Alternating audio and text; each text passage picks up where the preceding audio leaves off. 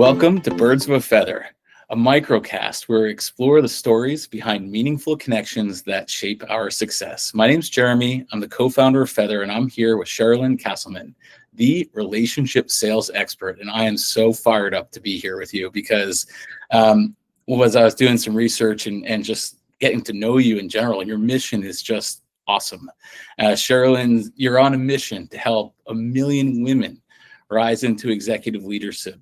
You coach MBA students at Harvard, and you're an expert on neuroscience, on the brain, behind the buy, social proof, and really focusing today on AI fluency, which is actually, interestingly enough, how I came across you, because obviously Feather is focused on the intersection of technology, AI, and machine learning with human connection.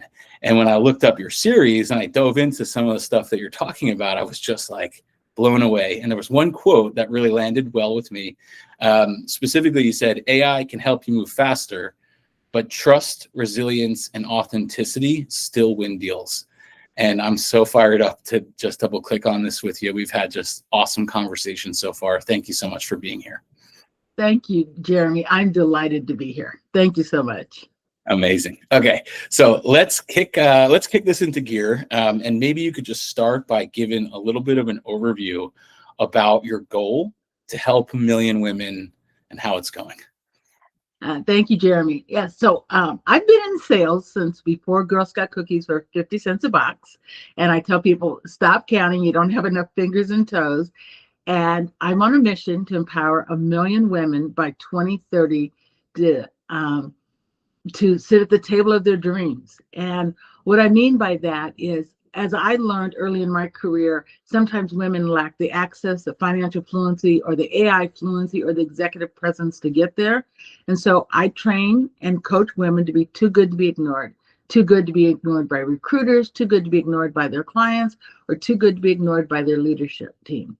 And I'm right at about 260.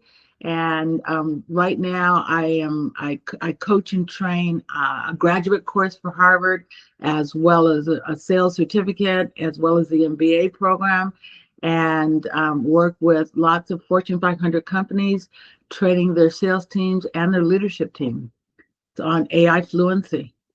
That's so cool.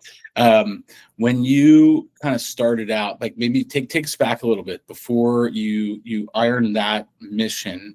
Like, what was the early days, and how did you come to this, this approach here when you were first getting started? Absolutely. And I'm going to start by asking you a question, and the same thing with your audience. We have been measuring Fortune 500 CEOs for 75 years. And in 75 years, Jeremy, how many Black women have been CEOs of Fortune 500 companies in 75 years? Oh, God, I'm going to botch it. I'm going to give you... there's somewhere between 4,000 and 7,000 CEOs. How many have been Black women? Not enough. Let's put it that way. Give me a number. Give me a number, Jeremy. I'll put you on the spot here. Between 4,000 and 7,000? Yeah. Let's go with 10%, 400. Okay, you would say 400. There was actually one CEO who started doing coaching. It was Ursula Burns. She was the CEO of Xerox at the time. Since then, there have been 2 additional. So there have been 3 Black women who have been CEOs of Fortune 500 companies in 75 years.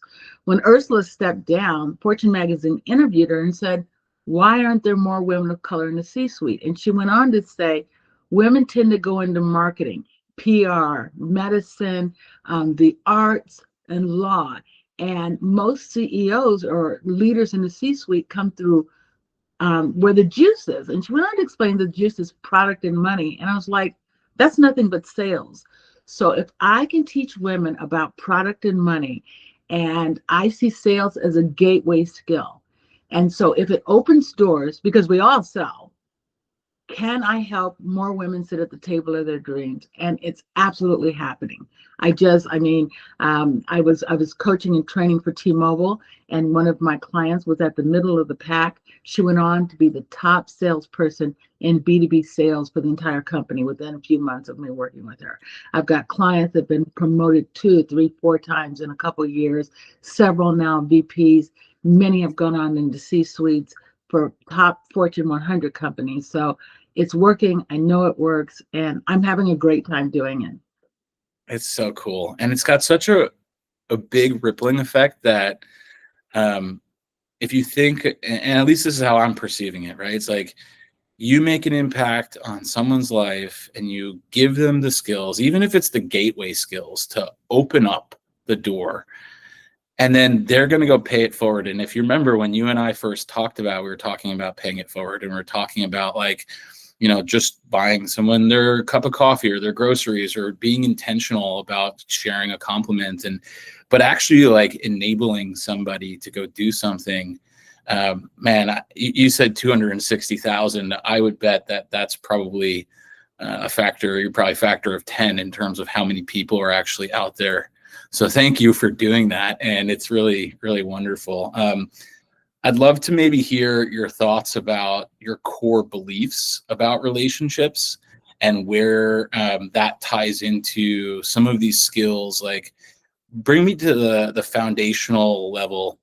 How do you think about relationships, and how does that fit into the 3 areas that you're focused on today? So, Jeremy, as you know, people want to do business with people they know, like, and respect.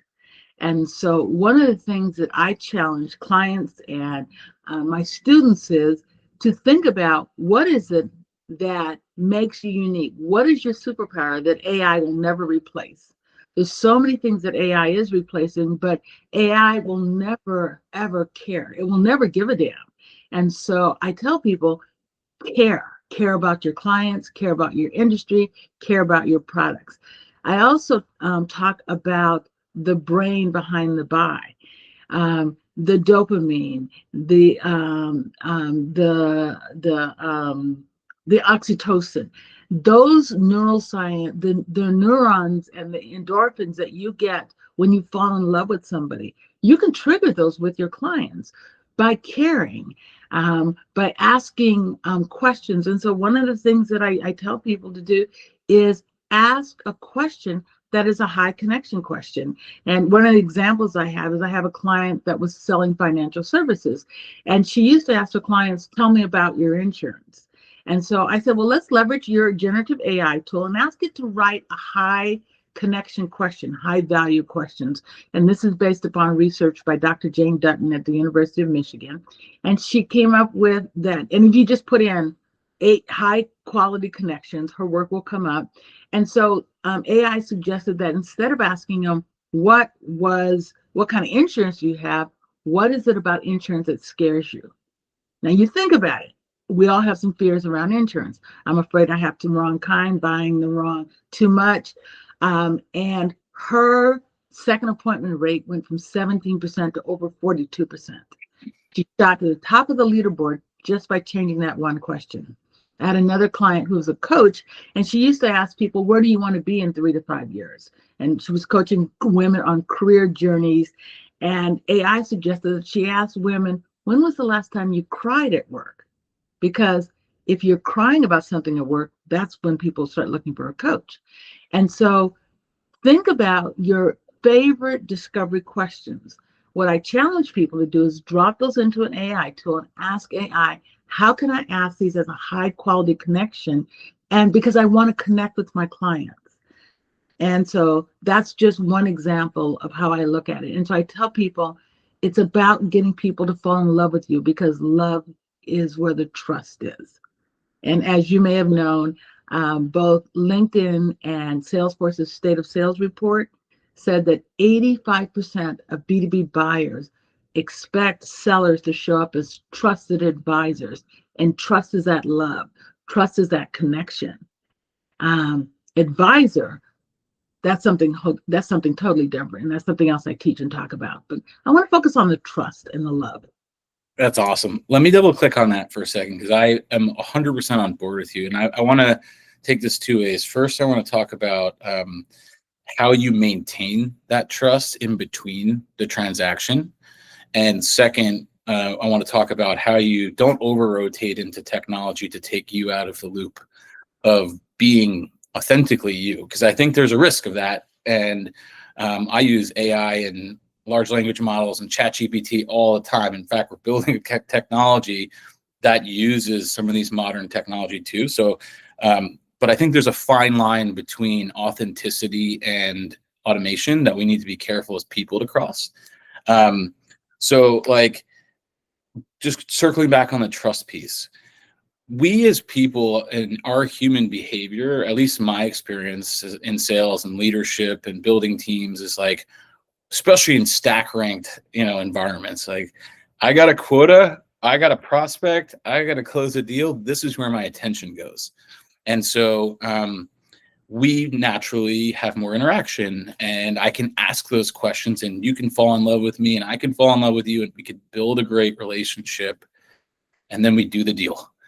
And then I'm on to the next thing, not because I don't want to keep in contact with you, but because I've got other deals in the pipeline that I'm going to work on.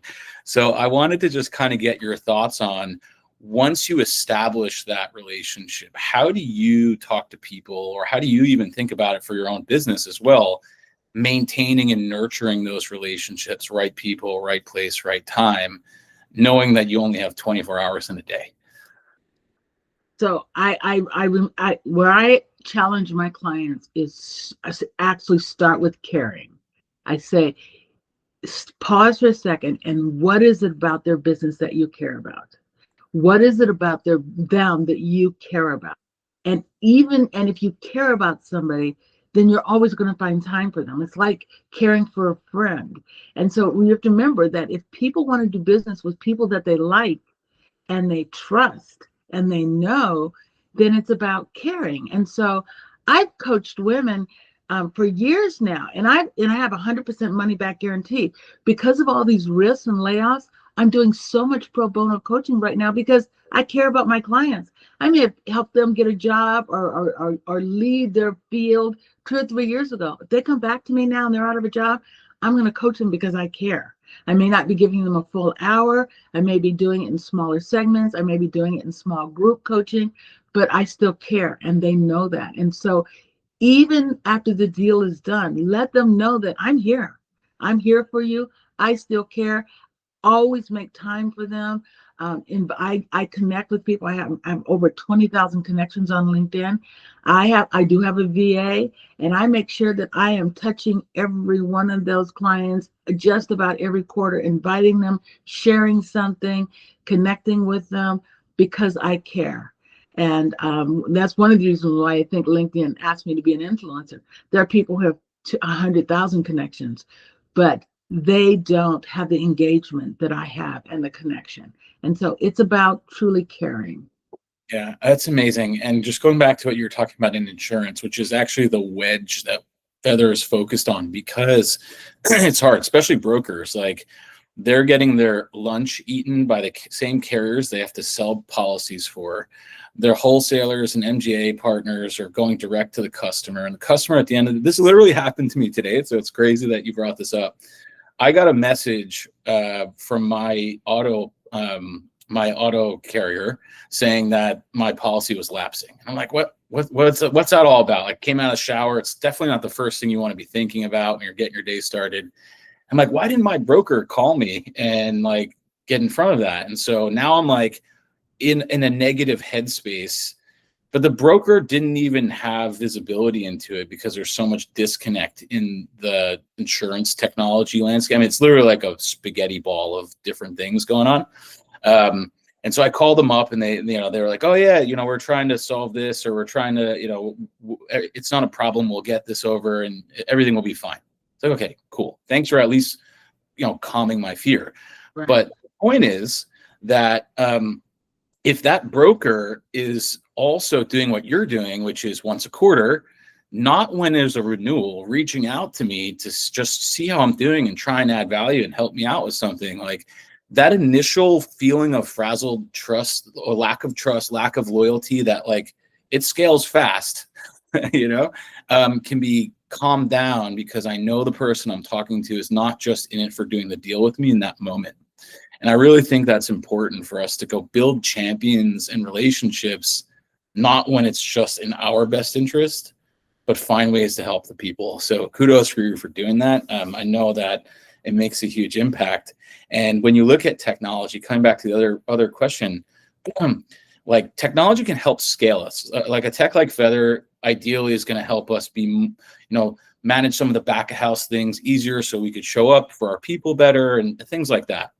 But it can't take the human out. And my concern, and I want to get your thoughts on this, is like, how do we not just numb ourselves and like just rely on this machine to tell us the answer and like not, like where's the balance between that? What do you think? So here's what I tell people. I said, not only is AI great for operationalizing, it's also great for elevating and amplifying who we are.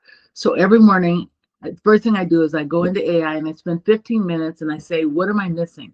What should I be focused on? How do I become a better coach, a better trainer, a better listener, a better sharer of information? Just keep, even if it's just a few minutes, ask AI, how do I get better at what I do? And authentically, who I am as a person, what are my superpowers? So not only as you're getting better operationally, you're also as a person getting better.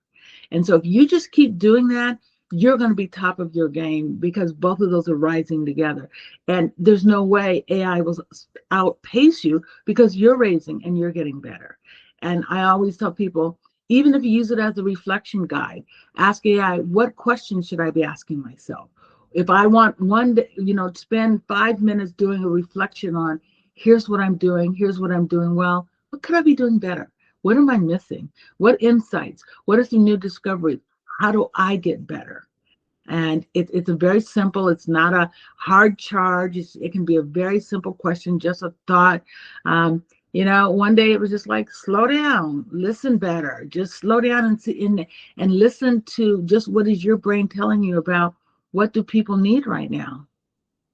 There's so much going on that people need more presence. People need more empathy. And how do I do that better? Yeah. It definitely acts as a really powerful support in some of these ways too. And what I'm hearing you say, I think I'm hearing you say, is like building a habit around leveling up and using it to level up, but not crutching on it for everything that you go do, which is yeah. People keep saying, what are your favorite hacks? I said, it's not a hack, it's a habit. It's that it is, if AI is going to be your sidekick, if AI is going to be your tool, and there's tons of tools, okay? I can build slide decks in 2 minutes now, and I can write scripts, and I can post on LinkedIn and do creative work that used to take me days to do. But becoming a better listener, Cherilynn has to do. Becoming more present, Cherilynn has to do. And so being committed to having a growth mindset, and you have a great tool to help you do it. Yes, it's a habit. Totally. And that making deposits into people, adding value to them, listening well, showing up, being authentic, like these are all things that I think being present, right? In any kind of relationship, whether it's a business relationship, a personal relationship, they're kind of fundamental building blocks for trust, right? And when we do these things and we make a habit out of leveling up in these areas, we can build trust more meaningfully. And to your point, and this is actually like we were talking about before we started recording this paradox of like, there's a lot more automation, but in the same sense, like people are also leaning into people more. And I think a lot of that is because they want the trusted advisor. They want that relationship there. And I'd be curious to get your thoughts on what you feel today, just based on your observations and talking to lots of people. What are people getting wrong about building trust? So what I see people doing. So one of the things I see people doing is they're using AI to be almost cringy. They're drilling in and finding out things about you, and you get emails, and you're like, why do they know this, or why would they say this? And so, yes, you can discover lots of things about people, but be authentic and reach out to people sincerely around what you can help them do.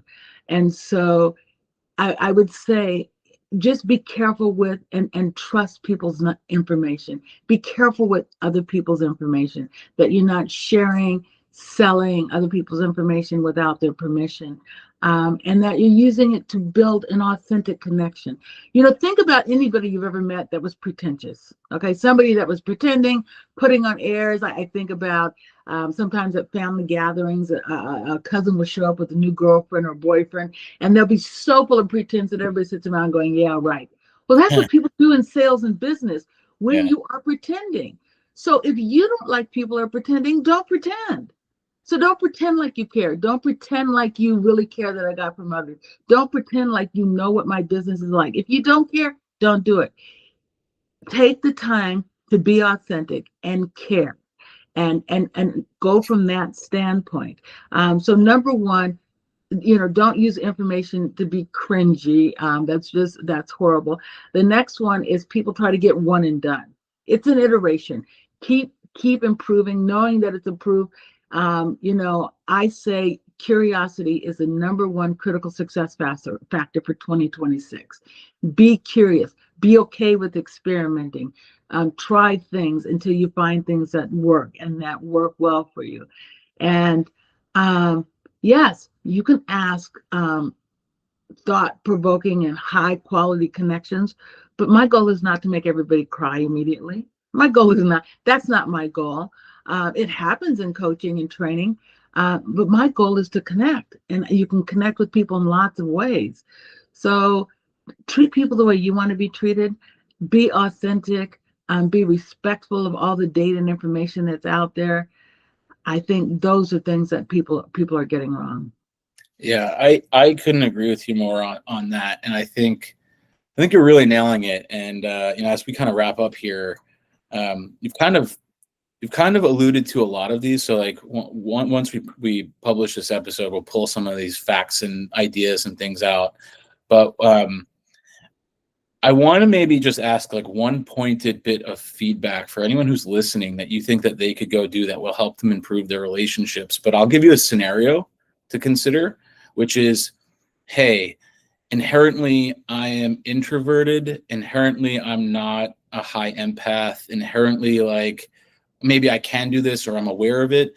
And I'm super busy and I know I should, but like, it's hard enough for me to go to the gym, let alone go build habits for my relationship fitness, right? So like if you're talking to somebody like me in that kind of mindset, what's one thing that I could go do or our listeners could go do today that will help them improve the quality of their relationships? So if I was you, I would say take exactly what you said. I tell people open a Word document, hit dictate, and in your own words, dictate exactly what you said. And then put that into AI. And it does a couple things. One, it captures the way you talk. So often people type into AI and they get frustrated because it doesn't come up with their own words. And then just say, I need something very simple, just one thing that I can do. And I promise you that if you just, it's just like brushing your teeth. If you just take a couple minutes every morning or every evening and go into AI and just say, okay, here's my prompt, and keep that thread and just say, okay, what can I do today? What's one thing I can do today? What's one thing if you just do that, and if it's too complicated, make this simpler, break it down, make it a smaller step.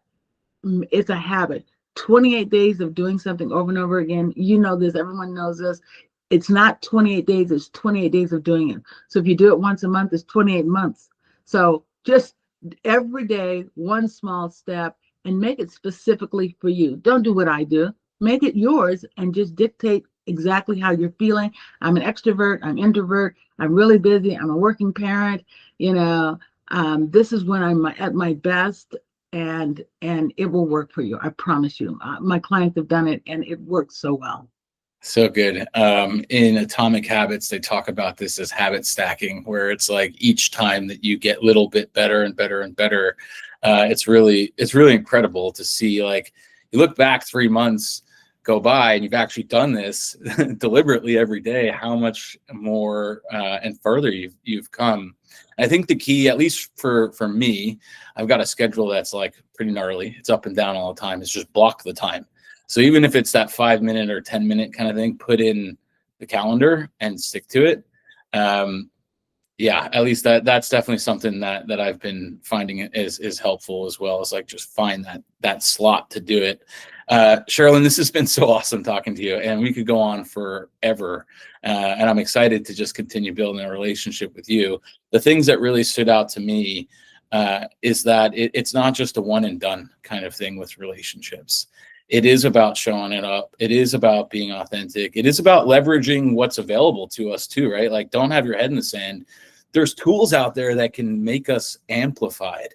But at the same time, we still need to be tailored to who we are and tailored to those interactions. And I think it's really awesome that you're enabling people to find that both within themselves, but also bring that into their careers. It's just really, really special. So as we close down here, I wanted to make sure that anyone who's listening kind of knows how they could get a hold of you if they wanted to pick this thread up. Like what's the best way to connect to you?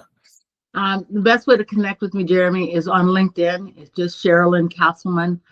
You can follow me. You can jump on my calendar. If there's anything I mentioned today, I have handouts for everything we've talked about. If somebody wants a handout, ask me, just DM me on LinkedIn. It's been absolutely my pleasure, and what a treat. And I honestly believe that AI will make all of us better, as long as we keep being authentic and real, and we care about our clients, our community, and our family. Super. Cherilynn, thanks again so much. And for everyone out there, anything that sparked your interest, feel free to drop a comment, reach out to Cherilynn on LinkedIn. And if you want to check out what we're doing, we're at www.feather.vip. My name is Jeremy Greene, and this has been Birds of a Feather. Thanks so much. We'll catch you next time.